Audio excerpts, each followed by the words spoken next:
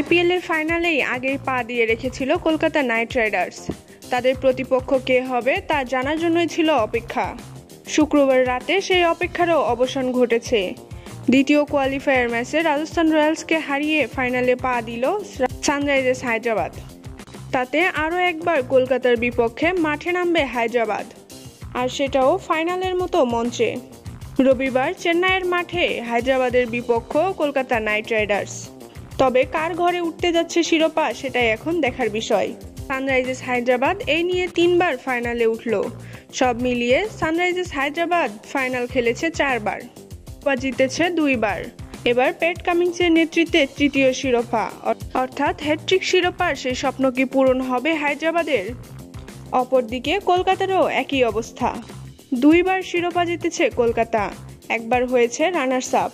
দুর্দান্ত ক্রিকেট খেলা Kolkata night Riders, তারাও কি হ্যাট্রিক শিরোপা জেতার স্বপ্ন পূরণ করবে?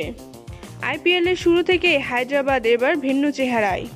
নিয়মিত বড় সংগ্রহ পেতে থাকে তারা, তবে শেষ দিকে এসে তুলনামূলক পিছিয়ে গিয়েছে। যেমনটা কলকাতার বিপক্ষে হেরেছে 2 বার। ভাগ্য পাশে থাকায় শেষ পর্যন্ত ফাইনালে উঠেছে তারা। আবারও তৃতীয়বারের মতো কলকাতার মুখোমুখি হচ্ছে হায়দ্রাবাদ।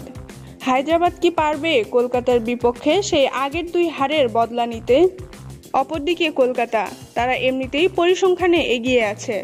তবে কি শেষ পর্যন্ত কলকাতাই চ্যাম্পিয়ন হচ্ছে?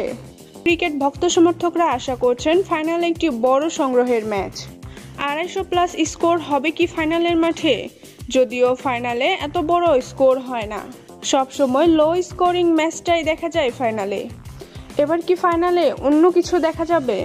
দুটি ভয়ঙ্কর দল কলকাতা এবং হায়দ্রাবাদের মধ্য থেকে।